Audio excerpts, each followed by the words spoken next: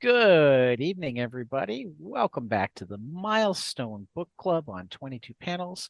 I'm joined by the brothers Anderson, no relation, and we're going to discuss Hardware Season 1 in our final episode of New Milestone for a while. It wraps It's up our exploration of the first season of the New Milestone. Then we'll it's the go read milestone this. of completing it, as it were. Yeah. Yeah. Right. Then, then we'll go read the second Milestone compendium, and then we'll come back for the second season of New Milestone. Oh yeah. And A- for And those actually, paying attention, they have now solicited the third Milestone compendium. It'll come out Hmm. in, I think, January or February. I forget which. okay. Nice. I'm pretty admittedly deep into, which is ironic because I know I know I didn't do all my homework tonight, but I'm pretty deep into volume two. But I will reread it when we get back to Yeah, it. it's book club. We do it however we do it. And If you yeah, don't read it, but you feel like coming and talking and drinking coffee or wine or beer or whatever you bring with, because we're on Zoom, so I'm not hmm providing the beverages. Right. I'm enjoying a Dr. Pepper cream soda tonight. That's my drink of Mm. choice. There you go. I have a gingerbread latte. Oh, nice. Nice. Okay. Hope the drinking sounds aren't coming in through too loud. No, it's No, okay. I mean, not at it's all. it's real. It's visceral. It's Visceral podcasting. ASMR, baby. Yeah. But yeah, so hardware is the third of these, and I don't know if I don't know if there is an intended order for these three because they all end up happening more or less simultaneously in the ending, Right. sort of. But Well, the release order is the order that we've read them. okay, because I honestly, I mean, in some cases, I feel like it works a little bit. I don't know. I don't feel like there's a necessary order to it. Like No, Yeah. no. some of this intersects with like there's a brief intersection with Static, and then there's a brief intersection at the end with Icon and Rocket, but it's all pretty loose and it works on its own. Yeah. Um this is maybe the most connected to sort of the meta story of Milestone, I guess, in the sense that it's the most about the Big Bang, Mm. which is not this. I don't know. I guess it's the central thing that ties most of the universe together. Like Icon didn't get his powers from there, but and neither did Rocket. But like it still is sort of existing in the wake of that. Right. So, but yeah, Yeah. this is the most. This is the most. I don't know. So I mean, as always, I got thoughts on it and feelings on it. I mean, I wouldn't be on here if I didn't. I I I ended up liking the structure of this one the most because I feel like it hit the most. I don't know. I feel like it was hitting the same bars as the original Milestone, which I really liked, in a way that didn't feel old and did update some elements and gave us some new twists on it. Um, I mean, I feel like Static also did that. I feel like Static also had a pretty good structure that built up to a satisfying climax. I feel like this was a lot of action right at the beginning, some downtime in the middle, and then a lot of really solid action towards the ending. Mm. Um, I guess it's just Icon and Rocket that were kind of an outlier for me, where Icon and Rocket almost feels like two series smushed together in retrospect. Like there's the stuff of them trying to stop the drug trade and Rocket kind of learning about international politics and stuff, and then there's the stuff with the alien who tried to kill Icon coming back, and he's now like a FBI guy, and I don't know, it got a little too complicated for its own Can I? good, I feel. Yeah. Just real quick, because sorry to be the defender, but like, No, that's so for We both me, defended it last time. yeah, no, I could see where I could read that take. I think it's definitely, yeah. I think it's fair to say it was complicated, and possibly very overly complicated. But for me, what worked, um, I didn't necessarily look at those two sides of it that you just mentioned as disconnected, because to me, um, I looked at there's just the forays into the international stuff as kind of the thing that took them out of Dakota. And can you guys hear me okay? I feel like my yeah. headphones Yeah. are Oh no, you're weird. you're good. Okay. Okay. But yeah, I read it as like that was a, it took the concept that's always been a part of Icon and Rocket, which is Rocket essentially saying that Icon had a sense of social responsibility. He could clean up the world, he could clean up her community and the things that were going on. And it takes that concept and is like, well, how much could you, and I guess what are the, bigger ramifications? And I can see where, like, yeah, in the second half of it, it really got into the alien part. But even the alien, like, kind of really got involved where the alien assassin really got involved when the world governments were like, hey, you're We need messing with our somebody to money. stop. That's true. Yeah. Yeah. I don't know. I keep there's the image that keep busting into my head of like Icon on the beach with I totally am blanking on her name, the Amazon, Hmm. who's not actually an Amazon. And it felt like that's like the final image of any other story. Whereas here it was just like this was the pause before the real climax. Right. And it just sort of felt oddly out of place. I don't know. It's just if it's a miniseries, I like it to have a real strong central narrative that goes all the way through it in like a very clear Hmm. through line. And I feel That's like fair. the That's fair. hardware had more of that, even though Oh there was yeah. still, yeah, they would definitely. I mean, hardware is definitely action packed. I mean, they all are, but like, Hmm. well, more static. No, the static was up and Yeah. down. Yeah, Static was, it's very existential, this first arc. And we haven't gotten a second one, but I think that's fair because, like, yeah, Icon Rocket was very action packed. Hardware was as well, and Static, it really dealt with like the family aspect, kind of like yeah, what was going on in Virgil's head, which actually, ironically, not to get too far off of Hardware, I feel like Brandon Thomas. Shout out to Brandon Thomas. I do really like him as a writer. I've read some of his other series is like excellence, which I recommend. But yeah, I think Brandon Thomas kind of did a good job of getting us into Curtis's head. yes, I do. Yeah, that's one of the strong points. Is Curtis is a really strong character. I mean, he's essentially. I mean, I don't want to say he's essentially the same character as he was in the original because that I don't know. I mean, He's closer. I think what you're saying is just real quick, because I think you're thinking about what I was thinking. But are you thinking that, like, this is the one? This is definitely the series out of the three where I think they skewed the closest to the yeah, original. that's Yeah. for sure because it's so much about. I mean, it also has the clearest like central conflict driving it. Like Hmm. Icon and Rocket have both the alien thing, and then they're also doing the international politics thing, and they merge by the end. You're right, but it's still a little bit. There's that kind of moment in the fourth or fifth issue where Rocket's kind of wavering, and she's like, "I don't know what we're gonna do. I don't know how to change the world," and Static kind of takes a while for him to figure out what he's doing. But Yeah. this one, it is from the start. Oh I've yeah. been wronged by Alva. I got to Right. get my revenge. What does that revenge look like? I got to and like that's just it straight through, and I like that. It's compacted, dense, it's like a bullet. It is going forward one way or another, and I think that makes for an excellent read. Yeah. Um, and yeah, I mean, there is even there is, and when you say it skews the closest, there's even that section. I forgot to look this up, but there's even that section where he quotes the famous speech from issue 1 of the original series about, when I was a boy, I had a parakeet, and Hmm. every time I took it out of the cage, and I wanted to check whether that was the same phrasing because it's close, but I don't It's know if very close. yeah, It's very close. It's not quite exact.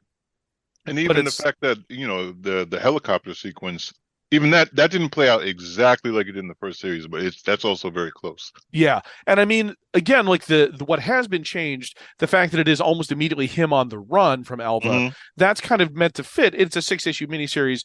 He can't kind of be working under Alva's nose like he was in the ongoing series originally, which I like that part of it, but it makes more sense for it to be no, I got to run, I got to, collect my allies, I got to figure out how I'm going to fix the armor, and Right. make that kind of the central theme of it. Um, Yeah. I mean, I liked it all. I liked those elements of it. I don't know. I got some quibbles with the art, and I know that I'm criticizing Dennis Cowan and Bill Sienkiewicz, who have been in the Legendary. yeah, who have been in the industry way longer than I have. But like, I don't know. There were a couple parts like in the helicopter fight where I wasn't totally clear on what was even happening, and then there are also a couple sequences where there's like a scene jump in the middle of the page, which seemed really odd. And I don't know, like at the very, very end. Well, you hadn't got there yet, but like at Well, the I've read it very. before. Yeah. Oh, okay. Oh, that's right. Oh, you didn't have a chance to reread it. That's right. Yeah. Yeah. Um, Yeah.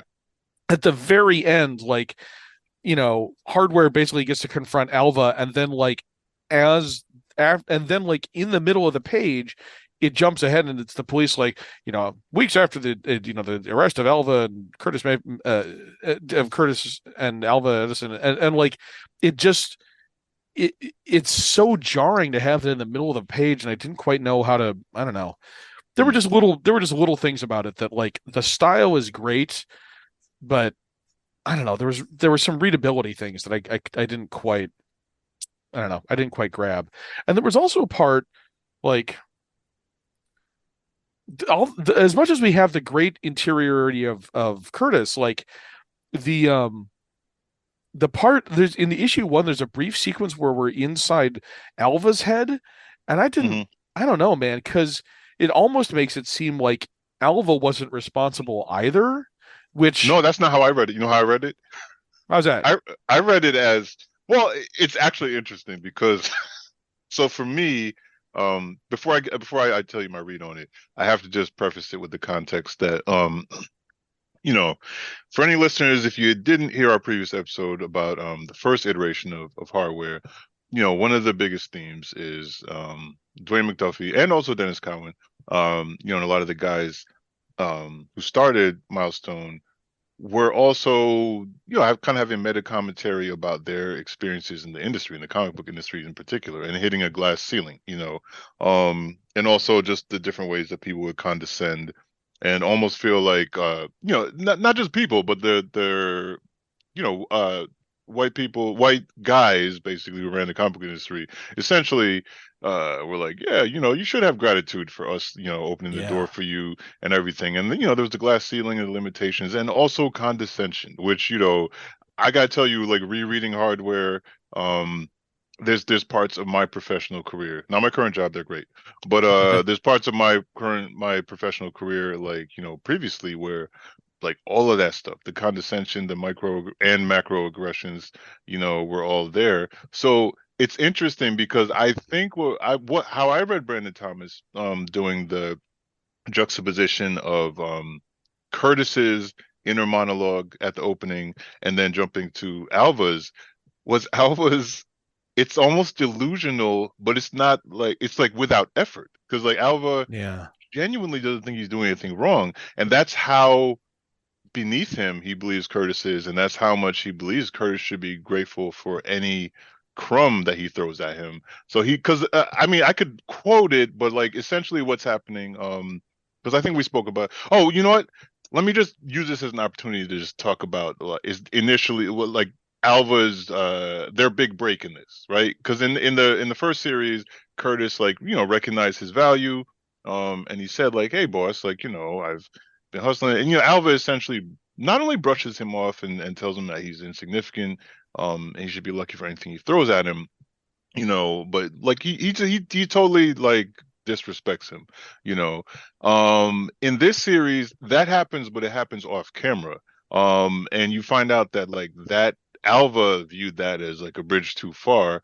and Alva also simultaneously had the inconvenience of his the what do you call it, the tear gas that was that caused the Big Bang, right? The tear gas that was the catalyst for it was an Alva invention, you know what I mean? So Alva, like, essentially in this series is trying to kill two birds with one stone. And he's like, well, like, Curtis is quote unquote getting too big for his britches, and I need to deal with this thing that's going to be that's going to be a big mark. Yeah, what's up? I just want to make certain we're talking issue 2, right? Was it 2 or 1? I thought it was it? Oh, maybe it was 2. No, you're right. Issue 1, you got, like, Curtis's side, but you were talking about going through Alva's thoughts, and we're not going through Alva's thoughts. Okay, maybe it is 2. Speech. Right. Okay, you're right. It's 2. It's 2, I think. Yeah, there's a bit. He's speaking to his board. Every one of those boxes has quotation marks. Okay, I'm thinking I might be. Oh, go ahead. Hold up. No, I am thinking of the right part. It's in the middle of issue 1 is when he says, is when he's thinking to himself. And here's the thing. Here's the important part. I misread it. This is me having misread exactly what he's saying. I thought he said something. I thought he was I don't know. I thought I had read something Okay, I about see it like now. he assumed that Curtis really was responsible for it being used somehow, but no, I completely misread the situation. You're right, though. I mean, it is encapsulating off panel what happened on panel in the original series, where there is that big blow up between Curtis and Alva, and that's I don't want to say missing here because I do think they got across the point of it Hmm. even without having it on panel, but Right. like it's not Yeah, and as actually it prominent, it I is guess. it's because it does, and I could not sacrifice my company, my legacy for anyone, not even Curtis, Right. And then he says something according about, to the these Big Bang was the authorities and perfect anyone else who opportunity. actually matters. Yes. Yeah. It's He's still him the who same is arrogant jackass that responsible. he was in the original Right. series, too. And Yeah. that's also, I mean, I also, by the way, when I was looking it up just a second ago, I did double check. It is the exact same speech about the parakeet, like Hmm. down to the I commas. believe it. So, Yeah. I mean, I kind of figured it would be because that's too perfect to not be. Oh Yeah. yeah. Yeah. Yeah. Yeah. But yeah, I mean, you are right. I was misreading it. That was me. I had kind of misread Alva's internal monologue. I'll be honest, I was kind of trying to get through it last night. That's all right. At Yeah. No, ahead absolutely. of time. I mean, And it definitely starts with him trying to, pat himself on the back. See, I tried to justify rise it. this guy up, but Yeah. Oh, look at all I've things done for happen. him and how, Things happen. yeah, I mean, And when it's those him. things happen, I mean, it's good that I got this kid to throw to the wolves because I'm not going to the wolves. Right. And Yeah. also, yeah. And one thing, which I think is interesting to, just to kind of think about, because it's very natural, right? When you have a quote unquote property that was around like 30 years ago, and it's, got a new iteration right now. It's easy to say like, oh, well, which one's better? How do they stack up against one another? But I think for me, as somebody who loves both versions of Milestone, it's like they're speaking to different times. You know what I mean? Mm, And sadly, there are a lot of issues that are evergreen in America. A lot of racism and microaggression, glass ceilings, etc. But yeah. I think that like because I'm looking right now at Alva's dialogue, and I think Brandon Thomas is like I think maybe closer to my age or our age, and like so he's a person who would have maybe grown up with Milestone, and there was definitely a lot of social commentary like the black people were having with one another and in art in the 90s. And now we're in 2023, and there's certain ways in which some of the same commentary is happening, new aspects and nuances to the conversation are going on. So what I see here is like with the internal monologue of Alva is just a real capturing of just just that Alva really thinks he's beneficent in having giving this kid a shot, even though it's obvious Curtis is like wildly brilliant. Like he's talking about like how many degrees he had at like such a young age. um Yeah.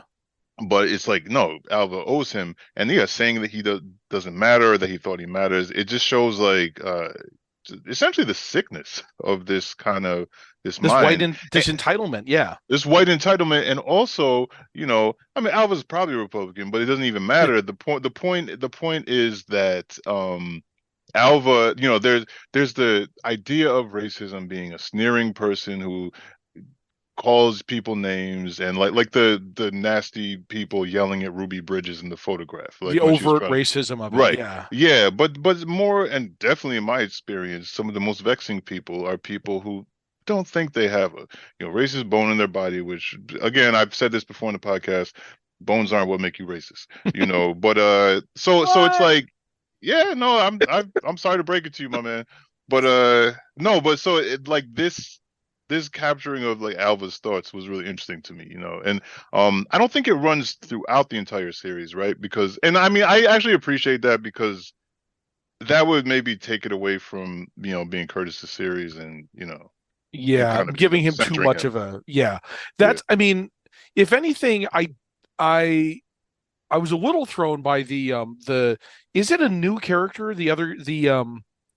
Asher, I I if think he's, I if think he's he's new, not, or he played a much lesser role in the yeah, other, if that's the the guy case. who's like Alva's former business partner Yeah. who split off years ago and now is I confined to a did think he wheelchair. was new. Yeah, I did think he was new. Yeah, he was new, and he also doesn't. I don't. I don't know how much. I mean, I get kind of why he was in there because he's the guy who seems like sort of the reasonable alternative to Alva, who then turns out to be just as sort of constrained by his own limited viewpoint and quick to just as quick to sell people out as necessary. But at least he feels bad about it. But that's not just yeah. But I don't know. I get kind of why he needed to be there, I suppose. But I don't know. He just seemed like an extraneous element that you didn't really need. But yeah, I like Alpha being there's another term for it. Is it like passive racism, or there's like a term for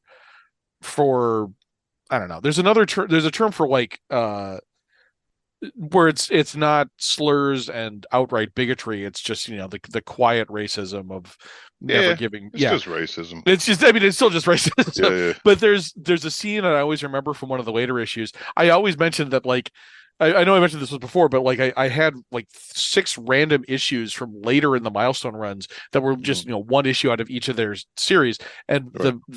the hardware issue I had, which we haven't gotten to yet in the main series, includes a sequence where someone comes in on Alva and he's listening to Charles Mingus, and they're like, "You listen to Mingus?" And he's like, "I listen to great music in all its forms." And it's one of those things where it's like he's not racist, he appreciates greatness, but there's an underlying. I mean, no, actually, no. That's and I don't think that was accidental. No. It's very. Because that's the type. I mean, there's a classic scene in Do the Right Thing where I don't know if you guys have seen it, but it's where been a while, but Pino is the so and even Do the Right Thing gives you different shades of racism and from all around. Again, not to whatever. That's a bigger conversation, right? But because I don't want to get into the both sides, everybody's racist. That's nonsense. Anyway, but what I do want to say is like in Do the Right Thing, Mookie, Spike Lee's character, works at Sal's Famous Pizzeria, and there's 2 brothers. The younger brother, is pretty cool, and Pino is just like the domineering, like, racist with a capital R dude. You know what I mean? There's nothing subtle about his racism, but like, when Mookie confronts him in one scene after he's going on and, like, calling people names and slurs. And Mookie says to him, like, who's your favorite basketball player? And he's like, oh, Michael Jordan. Who's your favorite singer? Prince. And then, like, he runs down the list of like all these black people whose art or athleticism he enjoys. And then he says, like, well, how can you like all these people and then you like walk? I'm paraphrasing, you know what I mean? But like, you're talking all this nonsense, and he's like, well, that's different. Like, they're different. They're not, they're not like all the other insert slurs here. He's like, they're a credit to their race or something, I'm sure. Exactly. Yeah. So it's a dynamic that just plays out all the time. And to be quite honest, sometimes, when I've met Alvas of the world or young Alvas of the world, and they're like, oh, you're a really cool dude, you know what I mean? And they treat me like an exception. Like, I resent that. Like, you know what I'm saying? It's like, no, I'm down with the Brown. Like, it's not, you can't separate me for your own enjoyment. You know what I mean? Yeah. So, but that's a value. That's damn. No, that's good. That's like, it had been a while since I've seen Do the Right Thing. I kind of want to rewatch it now. But yeah, Alva he doesn't get as much chance to show off in this version of the hardware. That's probably for the better because, like you said, this is still Curtis's show. It's his story of fighting back against the glass ceiling, not glass ceiling exactly, but struggling against the limitations that have been placed around him by others. And I mean, that's still a really strong point here, and I do really like this. I know I kind of I feel like I start a lot of these things off negative, but like I did really like this. I like the reconfiguration of Baraki and Tiffany, and having them both be a part of the story almost from like issue 2, but from like close to the beginning, and having them be a major part of the story. I really liked that. I did. this is a really minor thing. I missed the one thing of Hardware's suit where like he had to like walk through the forge, so he had like Oh yeah, covered with the black the polarized the shell shell. or whatever. Yeah, I missed that, but they kind of made it more like Iron Man, where he just like jumps into a suit and it's on. But that's a Yeah, that's a and they minor do different. critique.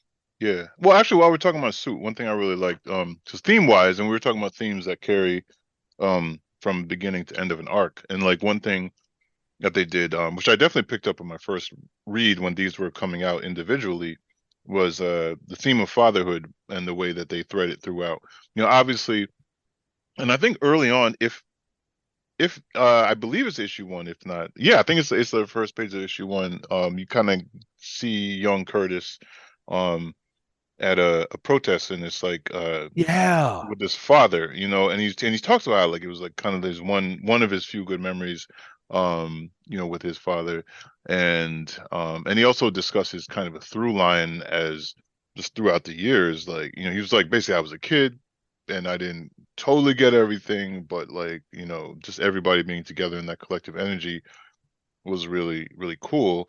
And then he talks about like as he grew older, it's like he kept seeing these events play out over and over again, and leading up to this most recent protest where the gas was used, that but so there's that theme of fatherhood. Then there's obviously Alva, who plays father, right, or Sees is himself as, yeah. yeah, and and then I like to touch, because I'm forgetting what the name that he had for his AI was in the old series, but I in was this one just remember it's this. POP. It's Yeah, it's it's it's Pop. pop. Yeah, Yeah. yeah, which I like as a really cool, and there's something, and AI obviously it's like it's a product of the creator, right? And it's like, and it does take on certain fatherly aspects. So it's really interesting that Curtis has created like his dad, or maybe like what he would like his dad to be, you know, Yeah. I like in that there was that mention a couple points where it actually does sound like he programmed it to sound like his right. father. Yeah, Yeah. yeah, yeah, And that yeah. was interesting. And I don't even remember if his father played or his parents had like played any sort of role in the original series. I kind of don't. Did they even get like mentioned much or I think they come up briefly, but not much. And if anything, I think they come up in the context of the fact that there was an absence and a need to be filled, and that was what made him vulnerable to Alpha, in the initial yeah. series. But I don't think they got too much into the backstory, at least up until where I've read. Yeah, I don't remember much either. So, yeah, I mean, yeah, having this, and this is again, this is another thing like we had talked about. I don't think Static's father had shown up until maybe after the point we got into in the original series, but in the new series he plays a major role. Right away, Uh, yeah. yeah, which I think, I mean, I'm glad that that's I yeah, I'm glad that those, not holes, but like I'm glad that they're giving more Yeah, characterization that was they're filling it not up. there in Yeah. the original. Yeah. Um, Brandon Thomas is he's a really What do you smart think of writer. Like, the yeah. what was What's that? that, Tad? what do you think of the different handling of the origin story? In the original hardware, it was like, the opening two pages just like did a recap, whereas here we go Jump back in. to his childhood a few pages every issue and flesh it out a little bit more. I Um, like that. and for that matter, to a certain extent, he leaves his family more than, I mean, Alva's introducing a intellectual opportunity Hmm.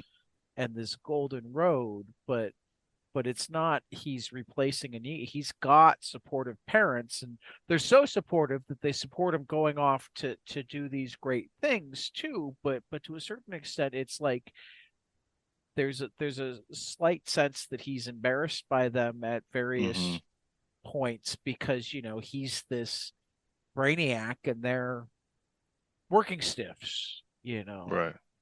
Which is Uh, interesting. Oh, go ahead, sir. yeah, that was. I just wanted to Yeah. examine that. No, no, it's a good point. And like, well, it's an interesting flip, in the sense that, um, obviously it's not how it plays out for everybody, but There are ways, and there's temptation sometimes for sometimes in a community if a person star rises really fast, or and it's like, you know there's the push and pull of, like, do you stay true to your roots and where you come from, or yeah, are you embarrassed and otherwise? So I think it was interesting. It was a different approach, and I mean, honestly, when it comes to his long term, uh, for a character's inner turmoil, I think there's a lot that could be mined with that. Like Well, and maybe working with your family. I think it's both a trope and reality that um the particular flavor that's used here is very much have you ever seen like Real Genius, and how embarrassed Mitch was by his mother, or just uh, so it's taking this typical white boy genius, this Doogie Howser embarrassed by the parents, or Doogie less so because dad was a doctor too, but it's not an uncommon um theme for that first one in the family to really academically, intellectually excel, to feel some mixture of better than and embarrassed by the rest of the family that maybe doesn't fit into that intellectual crowd. um but then it's we don't see many examples of it where it's not the white kid or the Asian kid. So it's still taking the trope and twisting it, and showing that there are so many things that are, I don't quite want to say universal because it's obviously going to be different, but I mean it has been a recurring theme um in all of Milestone, that we're not looking at a monoculture. There are different feelings, different, there are ways where they remind you more of uh, something that would look different than they do of what we traditionally expect out of a quote unquote black story. Um, and Um, that in and of itself is part of what expands understanding. yeah, I mean, I think what you're referring to is, but I think we've definitely spoken about, is just the idea for something like Milestone to work. You can't view black people as monolithic. And to be quite honest, when you get monolithic depictions of blackness, it's almost always like people who are outside of blackness and are operating under, it's essentially a white supremacist society, and not white supremacists in the sense of, like, white sheets, white supremacists in the sense of an overarching power structure that normalizes, white experience, and everything else is like a chocolate Outside. flavor, yeah, yeah, or whatever. And essentially, so yeah, for Muslim to work, like, you have to have these really diverse depictions, because that's how we are as a people, you know what I mean? And even and then, obviously, I think it definitely would have come up in our Blood Syndicate conversations, when you talk about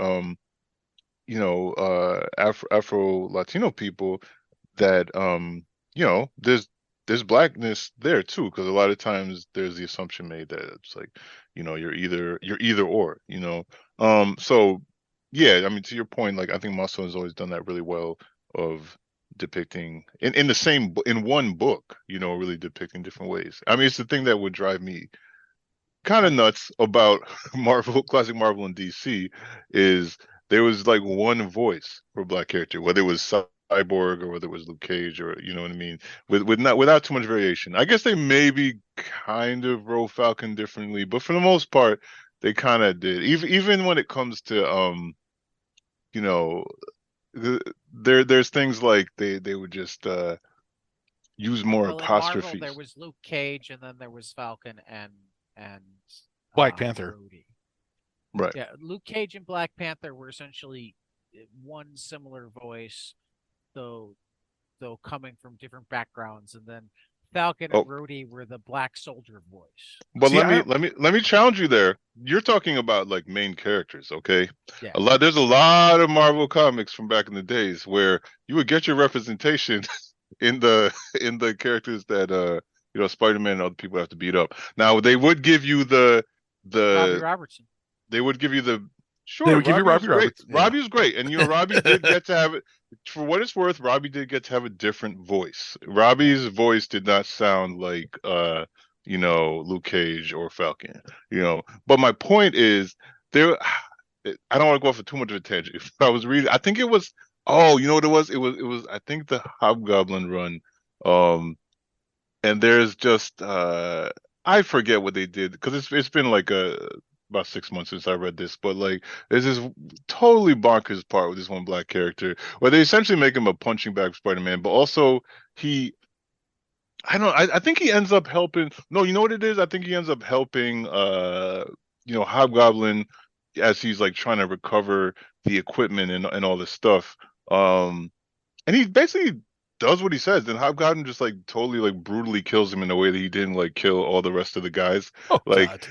and this guy's like just dialogue was just horrific, and it's like it's something I'm very accustomed to because I would read a lot of these books that I loved, and you know what it was like? It was like it was like getting something really delicious that had a toenail in the middle of it. You know what I mean? It's like it tastes really great, but it's like just You got to jab eat my around that one. yeah, you eat around the toenail. It's like it would be like that when I was a kid. I would read these comics about these largely white characters, and then they would just like throw in these black characters, and they would just all kind of sound the same or act the same, and um, yeah. But I was very aware that this was someone else's approximation, and that all of their research was essentially movies, that were made by people who also weren't super well versed with black people, The thing there were two things I was gonna say. The first is that I was trying to think if you were talking about the character of Turk, but that's the guy from Oh yeah. there. But it's not that wasn't the same guy because Turk didn't get killed in. No. But no, Turk. But it's you're this. right. Yeah, It's a and similar. what's funny with Turk? It's like, and whatever. Like the stories with Turk, it was funny. He was a recurring character, whatever. But I was very aware. And then when Frank Yeah. Miller's politics, the more we learned about Frank Miller's politics, Yeah. I'm like, of course. Yeah. Turk was the first thing I thought about because Turk was literally Daredevil's punching bag. He Like, was the he was the almost he was to the almost to the point where Daredevil was in on like they were all in on the joke. oh You know what I God, mean? yeah. But the other thing I was thinking of is I realized there's one other voice they had, which was Black Panther, who was Thor without the Shakespearean element. Like that's literally that's what they did for him. Yeah. But yeah, no, I mean I 100% get what you're saying, and yeah, it is. Yeah, I mean, this series has been like Milestone definitely did that, and it continued it. I think more so with Icon and Rocket because Icon and Rocket is quite obviously structured around having two very different characters bouncing off each other and discussing what their blackness is for them and what it means and so forth, and with some ancillary characters as well. This is a little more focused on just one man's experience, so it's not. I don't know. I mean, look at me, the white guy, talking about how the experience of blackness is discussed in this comic, but like. I mean, this is more strictly Curtis's show, I feel like, than anyone else's, but that's not to its detriment. I just feel like yeah, Icon and Rocket did more of that than Hardware had a chance to. But I mean, Yeah. if you think about it, right? Like, I think what I'm talking about is almost like a company wide thing. You know what I mean? Like that's literally like there's nuances between Rocket and Hardware. They're the same age, but like and they're so. You're right. Like you might not have as and the classic example, Icon and Rocket, going back to 1993, made it very glaring. It was like, hey, we're going to take two people who are polar opposites, age, outlook, experience. You know what I mean? And we're going to throw them together, and we're going to investigate, like, where they clash, where they can find common ground, all the above. and find love, because there's that really touching moment. See, now I'm skipping ahead with Icon and Rocket stuff. Never mind. Oh no, No. wait. All right, I'm getting the runs mixed up. Never mind what I'm saying. Because I was about to say something that we'll discuss when we get to Compendium Book 2. Oh, okay. But Yeah.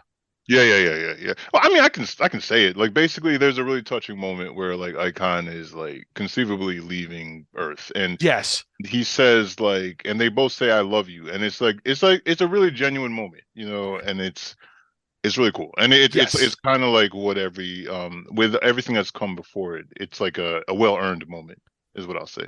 Yeah, the stuff that I know happens with Icon and Rocket in the original series after where we've gotten to, Mhm. there's parts of it I really like. I mean, I've said it before that I really like the stuff that takes place specifically in Dakota, which is something I don't know, I didn't like as much about season one Icon and Rocket just because they did the world traveling stuff, which I can understand, but like, I don't know, I like Dakota so much I Like, like them people have to staying. get out of their environments That's sometimes, Ted. No, I'm just it's kidding. it's like the parakeet getting Don't out of try to no. box us in, man.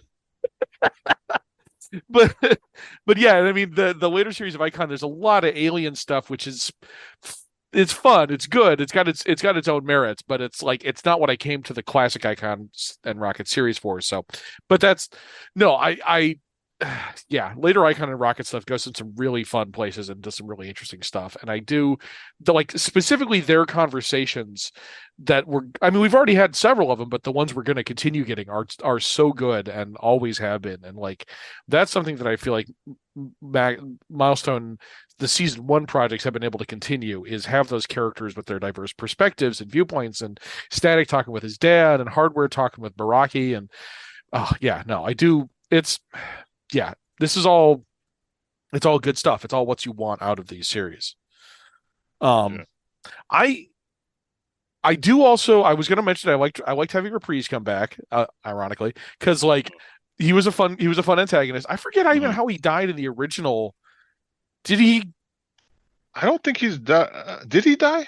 Because I honestly can't he remember came now. back. Like, he definitely came back later. Like, you know what I Yeah, mean? So like, I think that's he his whole definitely deal. wasn't like a one and done character. Yeah, I do like that Icon. I do like that Hardware figured out how to beat him in this version. I like that he was like, Hmm. "Oh, that's the real you. I'll just kill him."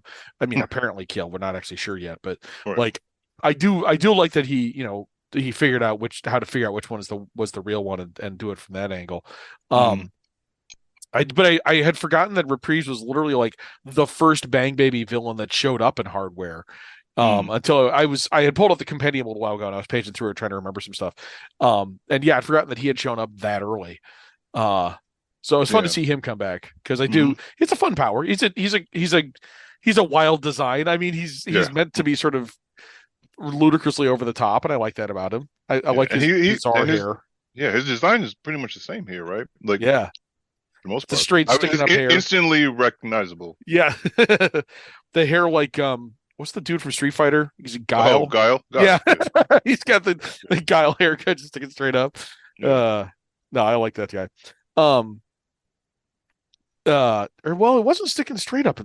Was I misremembering? Well, whatever. In any case, I know what you mean, though. Yeah. yeah, I'm trying to remember what he looked like. Anyway, no, I mean, there's this Hardware is it. I think what you said is earlier is absolutely right that this deviates the least from the original Milestone. I do actually one other thing I was reminded of when I was paging through the compendium. There's sort of a little cat and mouse thing happening in the first couple story arcs of Hardware where Alva doesn't realize that Yes. it's Curtis. They do away with that here. They do away with that instantly, and honestly, that's a It much better is. change because It it is. makes it more personal right from the start. There's none of Yep. this stupid like, who could this brilliant engineer with this crazy metal outfit who has a grudge against me be? There's none of Yeah. that crap. It just gets no. This is their conflict, and it stays their conflict the whole way through. I think that's Yeah. a change much for the Well, better. actually, you know what? Like, and I totally agree with your point. I actually would say that kind of speaks to my point earlier about, like, I don't know, the balance that I have in my approach to old Milestone versus new, right? Is that I think they're doing what makes sense for the times, and Mm, superheroes in general, the only reason why anybody has secret identities is because the initial run of heroes that hit it off really big has secret identities. Like, well, we got to stick with that. Like, you know it's what I mean? traditional. Yeah, it's tradition. It's like they have to have a secret identity. But I think not more and more, like, people have been just toying with the like, all right, like, really, if people who know Captain America are gonna know what the bottom half of his face looks like, or you know what I mean, or like, or Bruce Wayne is on TV all the time, like Yeah. there's only so many chiseled jaws that look exactly like that, or whatever, and so like more and more like So what you're saying creators is the will play problem's around. not the Hmm? secret identity, it's their costumes. Yes, Oh, clearly Spider-Man they need can to have have a secret completely yeah, identity. completely exactly. concealing masks. Spider-Man figured it out. Yeah, Spider-Man had it you from know, the the I yeah, always think of, it wasn't a great movie, but the Green Lantern movie did have the great line at one point where I forget who the actress was who was opposite Ryan Reynolds, but she says something like, "You think I wouldn't figure out who you are because you're hiding your cheekbones?" Like right. that kind Yeah, of sums it up. yeah, Yeah, no, I do. I mean, that's right on it. It's a changing form of how we think about superheroes these days. Is that, yeah, there's less of an emphasis of like everyone's got to have the secret identity because of our loved ones being challenged right, or hunted or whatever. And it's like more and more it's become like it makes sense for some people to not have a secret identity. I mean, yeah, hell, ever since the end of the first Iron Man movie, in which he flat out right. admits to being Iron Man, that was kind of the sea change right there, I Yeah, think. yeah, yeah. And Um, it's like, think about it. Like, I mean, Peter Parker was supposed to be keeping his family safe, but he made his life infinitely harder by not telling his loved ones. You know what I yep. mean? And then Gwen Stacy died anyway. And so it's like Yeah. just be honest with your family is what I'm saying. If you get superpowers, guys, just be straight with your You people. can tell me. You know? I'm Yeah, okay with yeah, yeah. No, but like, yeah. So like to me, the just real quick, just to finish my thought, like I think that that it's one of the ways in which they kind of like bob and weave with the times, and write stories for the times that we're in, and also Yeah. you're right. I think on a storytelling level too, it just allows us to jump right in. I actually did enjoy the concept that back in the day that like Alva's greatest enemy was working, because in some ways, right, if you think about, hell, I mean, look, going back to Underground Railroad, going back to um people being subjugated in the worst ways and still finding ways to use the hubris of their They're oppressors. so-called masters. Yeah. Exactly, yeah, yeah, to like figure out a way to freedom. I had great personal risk, but it's like it's on there's an echo of that in the idea of Curtis like working there in the building for a supposed master, but like You can't figure it downstairs, out. That's yeah, fair. he's That's putting yeah, that together is his true. freedom.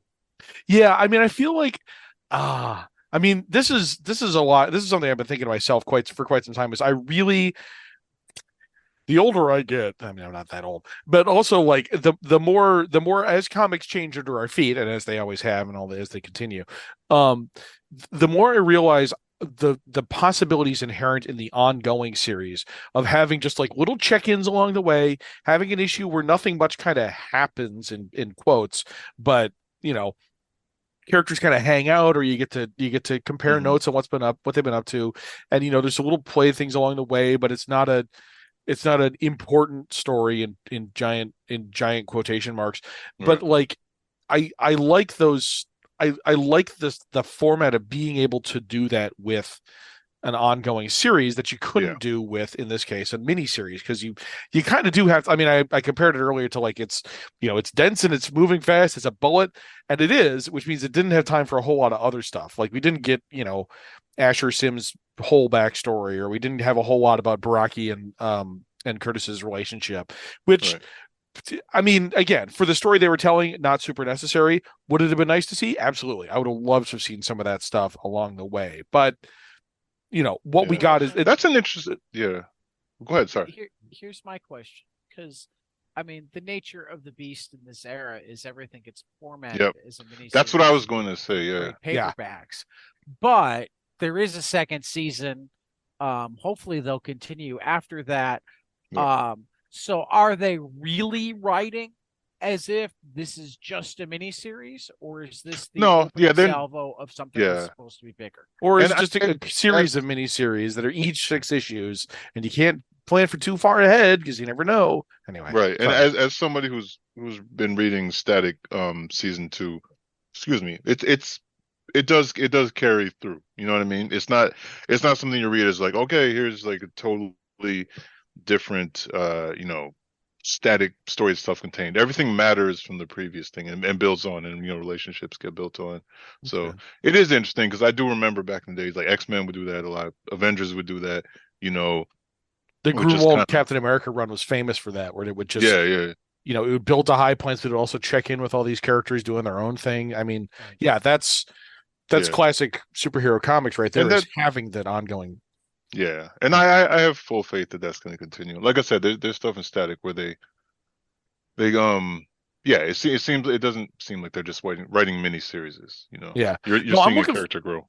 Yeah, I am looking forward a lot to more of this. As much as I don't know, I feel like I open every one of these being like, well, I was kind of down on this one, and then eventually, over the course of it, you kind of talk me into realizing, oh no, I kind of like these. That's another book club thing. That That is a actually came up yeah.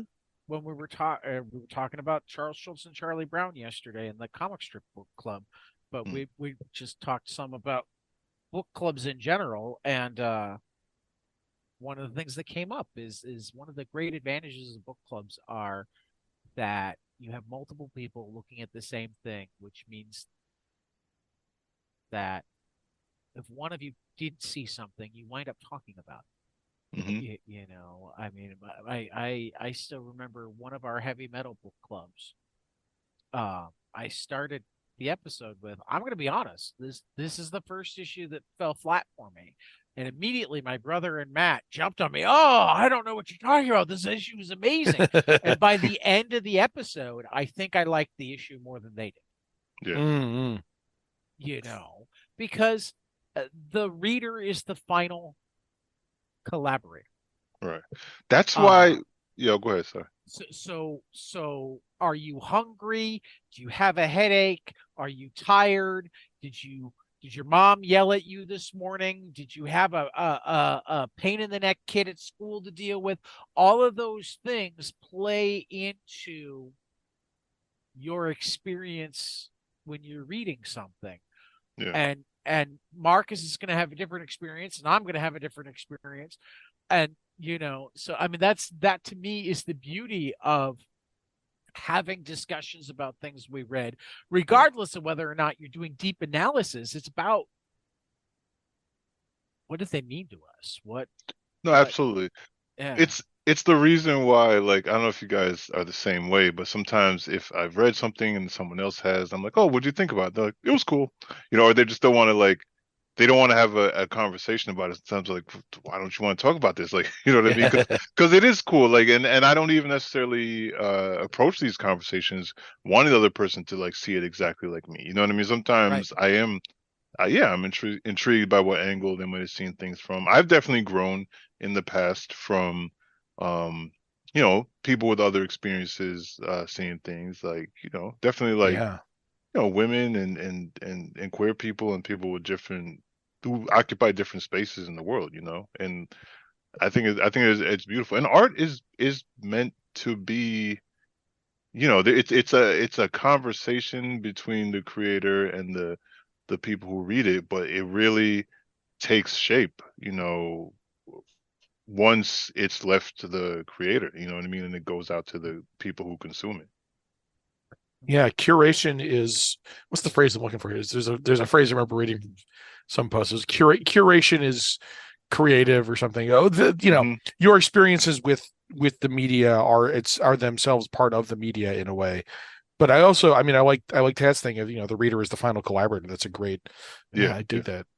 yeah, Um, it's cool.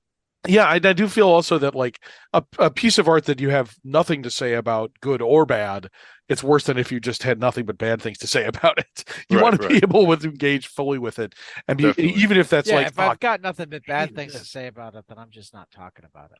Yeah, But that's you as a person that likes to speak Yeah. about things. There's some Yeah. people where it's not even like they have a bad thing. They just don't, they're just not into, like, picking apart or getting into, or even parsing it beyond, like, consuming it. They're like, well, I consumed it. Like, and they yeah. kind of, I don't know. It's just interesting. I'm not judging, but I mean, I I think don't some think a people ton of just, those people read comics, though. Comics are too interactive. I don't know. Yeah, some of them do. Some of them I watched they Yeah, I'm want not the same saying thing none of them, spoon fed to them. but Yeah. I watched the Five Nights at Freddy's movie this weekend, and I had some Oh, thoughts about that. I heard of. Mostly, I don't know too much about it. Do you recommend it, even if it's just no. like okay, all right. It's not. It's not like it. No, I don't. hey, even my high schooler that was in one of the kids in my one of my classes was excited to go to it this weekend.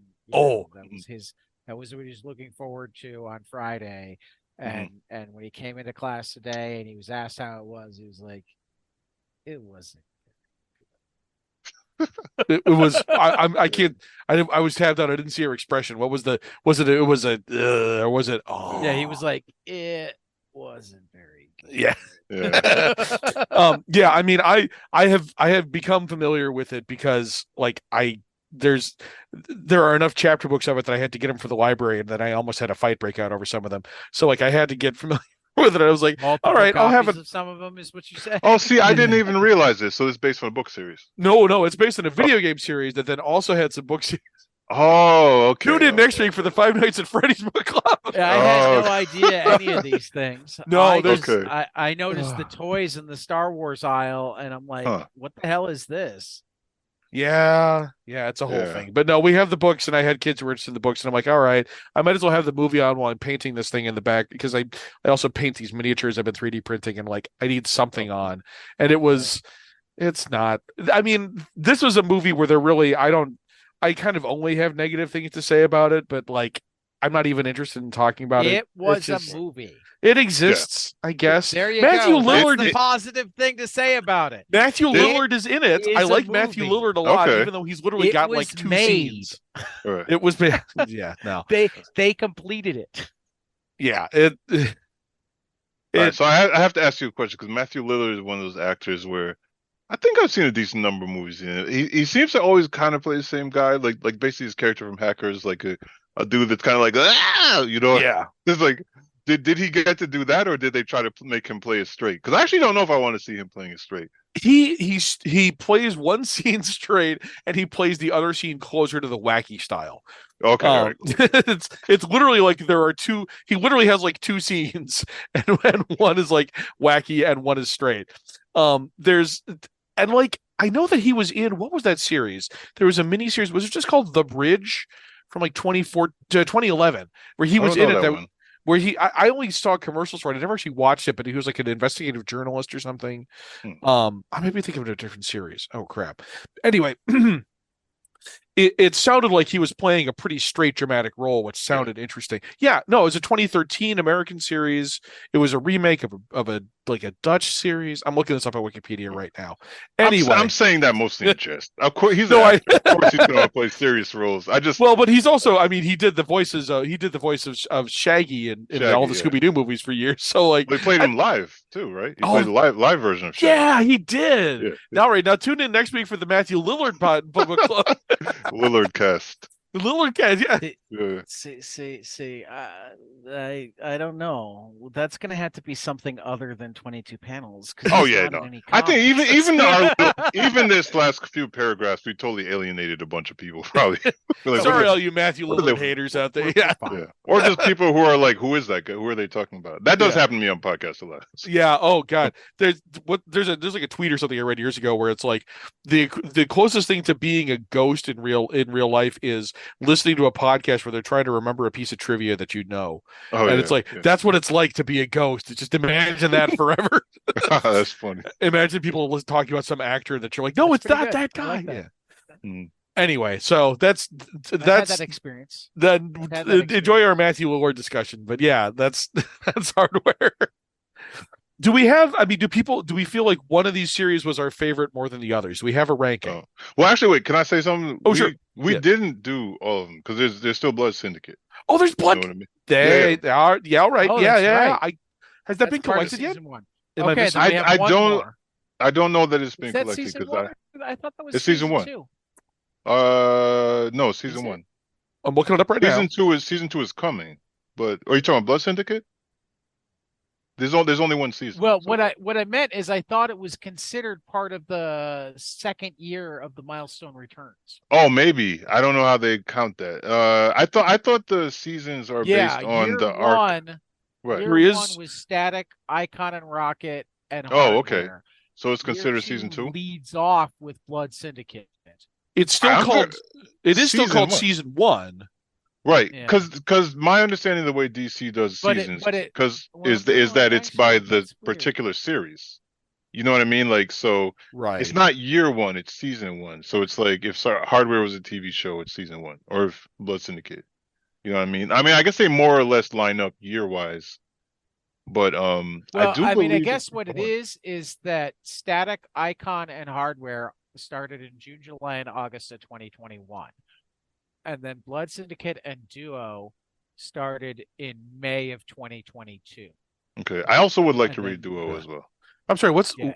Duo? Year I don't actually know three- that one. Duo, I'll be really interested to hear your thoughts, Ted, because Duo is the series that deviates the absolute most. Because Duo is essentially is a modern take on Zombie. Zombie. But Oh, it's okay. very, very, very different. I was wondering Like, about that because Zombie sort of shows up in that little the like 17 page ending thing that has Oh. been in all the season 1 books. It gets mentioned. It's like on one page. There's they have the Yeah. So there's all the season 1 books have like the 17 page opening bit that's like, here's what you're going to be seeing in season 1 of Milestone, and then they all end with another, like, I would say 17 pages. I don't actually know how long it is.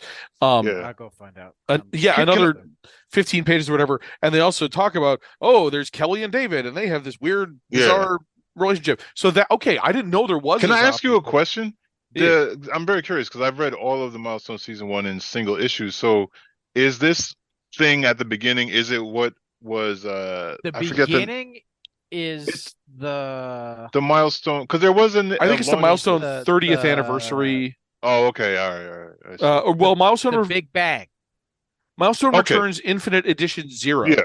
Okay. Right. I have that in the floppy form, I think. Yeah, it's the one that Right. opens with the shoulders, the soldier shouting, "There's a riot going on," and it's like, Right. Okay. yeah, okay, And then it jumps into like short vignettes from the different books. Right. yes, yeah, And then the back is the fandom preview.